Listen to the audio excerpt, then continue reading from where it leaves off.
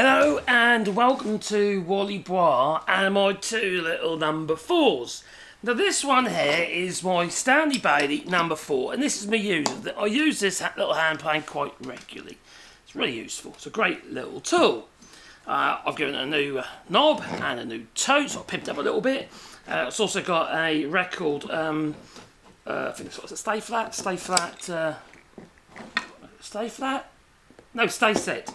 Backing iron and chip breaker, and I like this plane. Yeah, I've got no reasons to change it. It does a good job. This one here, disclosure, the reason why I'm doing this video is because somebody asked, okay, what do I think about the Stanley Handyman plane? Because, you know, there are a few of these kicking about because they were cheap and sort of valuable for, you know, to start a plane. Just, you know, for most people users, it's perfectly fine. Would I pimp it up? Oh my god, yes. It really needs pimping up. But what are the main differences for this, what was it, 80s Stanley Handyman, handplane, yeah, Handyman, and say for instance this Stanley Bailey. One thing, this is older, okay, which you can probably see in the castings and the iron. It's just a nicer tool altogether, alright? And this one, you can tell that I haven't used it much. It's been sitting probably in a bucket somewhere.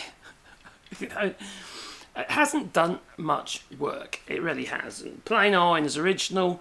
I've never changed it, and it's not the prettiest of tools. Let's be honest. You know, as if that really matters. But can this do the same job as this one? You know, obviously the answer would have to be yes. Is it as nice to use? The answer would have to be no. Okay. Now this one, as you can see, and I've explained before, I have actually changed the tote. And I've changed the actual knob for my own design, for which I like, you know, for which feels right for me. Okay, it might not be right for you, but you do it to whatever your design is. I have made videos on this channel explaining how I made the totes and knobs on a Stanley Bailey number 4 that I refurbished. But what are the fundamental differences? There's a couple of major differences, but they don't actually change its use. So it still can do the same job. It's just not so nice. You have a horrible plastic knob on the front there.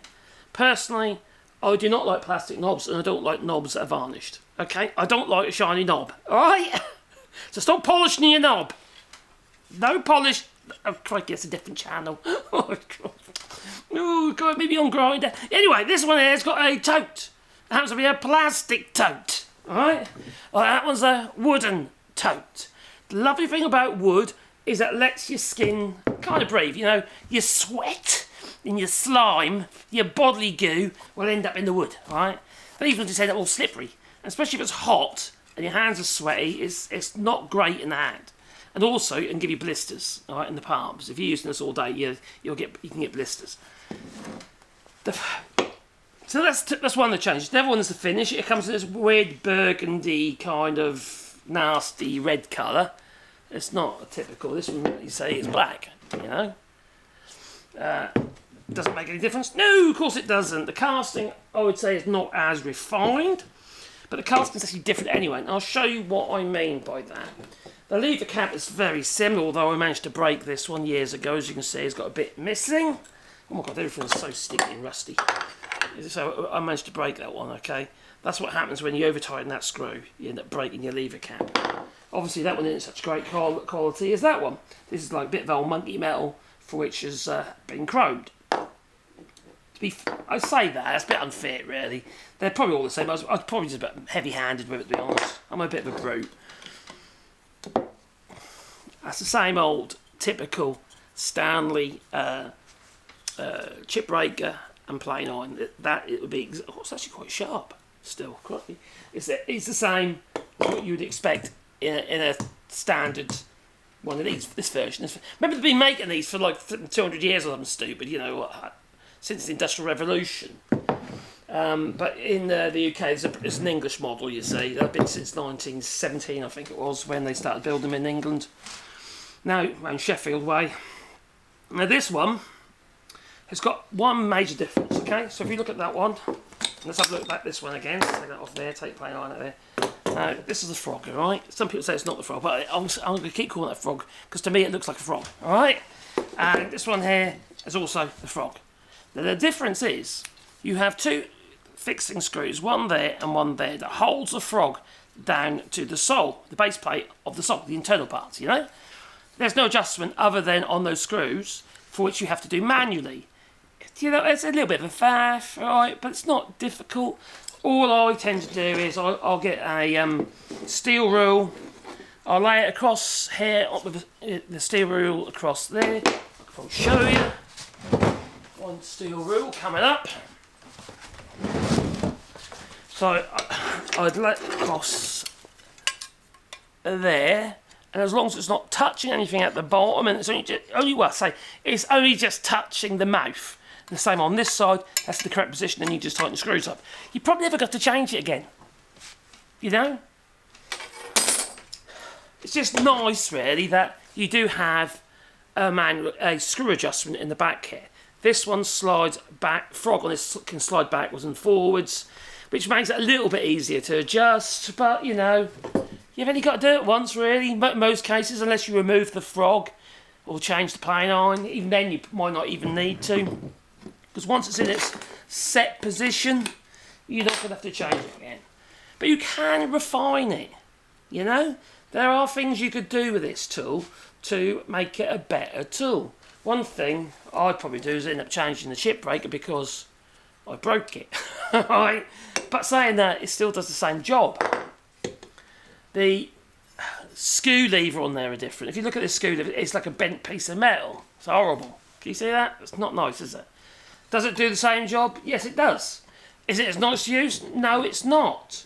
Right? Now, if you look at how refined that one is on this screw lever, it even has like a little wheel that slots into this area of the plain iron, that allows you to screw the blade in each direction easily.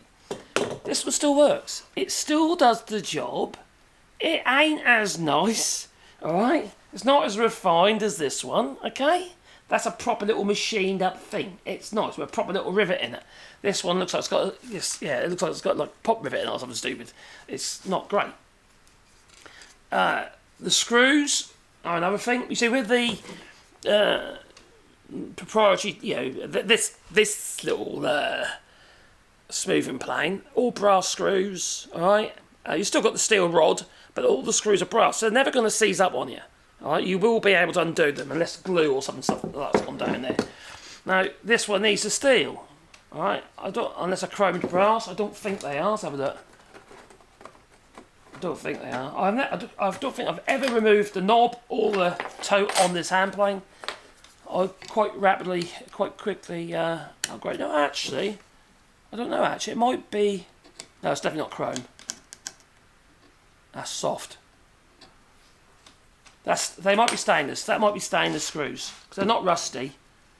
They're just they're soft. Sorry, they might be stainless. I might be wrong. Maybe you know. The other difference here, it's quite a major difference. The castings are a bit heavier. All right, like this crossed rail here is a bit heavier, but it's shallower. It sits lower than this one. But the adjustment wheel is horrible. I mean, it's horrible, horrible. But that one will fit on that one. So if you can find yourself parts, like somebody's got a broken one or something, you might be able to steal the bits off one of these and make this into a better tool. You know, it still works though. It still does the job. Alright. The other thing is this has a cast little stirrup or yoke there, this little stirrup head adjustment stirrup. Is a nice cast thing in there which engages with the brass wheel, whereas this one is literally a pressed piece, two pieces of pressed steel together. Not as great. Does it still do the job? Yes, it does. The design is fundamentally the same. It's just not as refined. You know, it just isn't. I know it's not going to be great. But shall I just see whether or not I can take a shaving with it? My God, even the chip breaker's in the wrong place. It's not great. But let's just see if we can get a shaving. So, I can't remember who it was now, the person who was asking about the Stanley Handyman. It is a tool that can be used. There's no reason why you shouldn't. If you can pick one up cheap enough, they should be almost giveaway money, in my opinion. You know, or you might know somebody who's got one. You know, there's so many of these old Stanleys sitting in people's sheds still. Sheds and attics, because they never get used again. Oh my God. Set a bit deep. Let's bring it back a bit. Oh my God, bring it back a bit more. Alright. Yeah. It needs a bit, it definitely needs some TLC. And, God, talk about rusty. Oh, well, I'll still take a shaving, sort of. Yeah, that lever isn't as nice to use. It feels like you're straight, like you're bending it a little bit as you're using it. The screw lever I'm talking about. God, I bet that's rusty. It's really rough on the bottom because it's rusty. But I still take a shaving, sort of.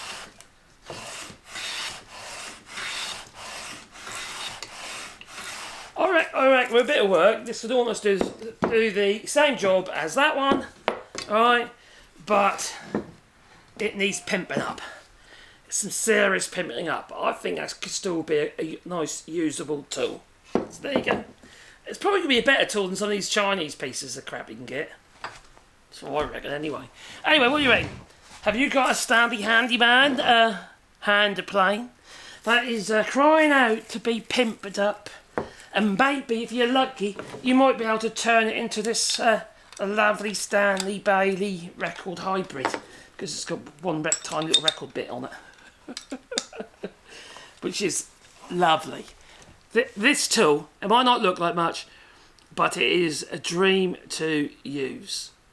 And it's got to put a little bit of effort into it, you know. So it isn't always what you buy from the outset, it's what you do with it. You know, it's like, who told me this? Somebody told us once before, I can't remember who it was or what even that they're talking about. It said, it's not necessarily a tool, it's what you do with it that counts. I think that was the missus actually, anyway. And don't forget to beat the old like button and maybe subscribe to the channel, little bell icon, because you get one fast thing in your pocket every time I upload another video, yeah. That's true, you know. Toodaloo!